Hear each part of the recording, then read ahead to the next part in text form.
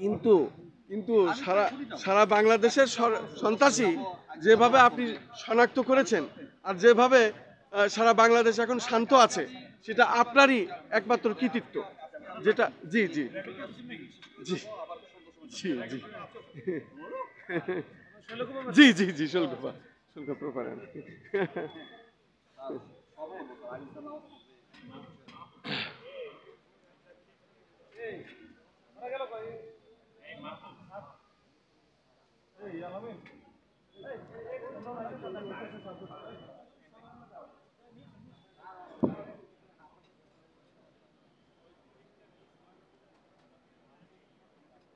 শুধু দর্শক, এইমাত্র আমি ডিএমপি কমিশনার শেখ সাজ্জাদ আলী সাহেবের সঙ্গে আমি কথা বললাম।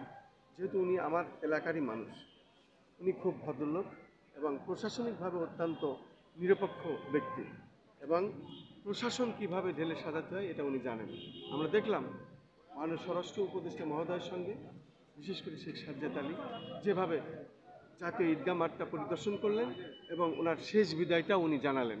আমি খন্দকার মাসুদুজ্জামান, ধারাবাহিকভাবে আমাদের যে কাজগুলি আমরা করে থাকি ঠিক তার ধারাবাহিকতায় আজও আমরা এই কাজটি করে যাচ্ছি। এবং আমরা দেখতে পাচ্ছি এখানে জাতীয় ঈদগাহে প্রাথমিক স্বাস্থ্য সেবা কেন্দ্র থেকে শুরু করে এবং কন্ট্রোল রুম এখানে আছে, ব্যাটালিয়ান, অ্যাকশন ব্যাটালিয়ান। আমরা দেখতে পাচ্ছি বাংলাদেশের যারা মোটামুটি চৌকস যেসব অফিসার, তাদেরকে নিয়ে ঢেলে সাজানো হয়েছে এই চৌকস এই টিমটি। আমরা আসলে এটাই দেখানোর চেষ্টা করছি আর কি, মূলত আজ বাদে কাল ঈদ, এবং সে কারণেই জাতীয় ঈদগাহ বিশেষভাবে পরিদর্শন করলেন। এবং আমরা দেখতে পাচ্ছি যে কুকুরগুলো প্রশিক্ষণপ্রাপ্ত, সেগুলো এখানে আনা হয়েছে, যেগুলো এখানে ব্যবহার হবে।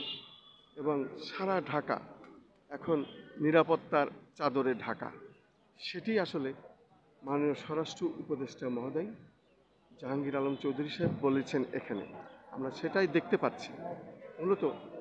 আর একদিন বাদই আগামীকালই ঈদ, এবং ঈদুল যে আজহার, ঈদুল আজহার পবিত্রতা রক্ষার্থে ব্রিফ দিচ্ছেন প্রশাসনের মধ্যে।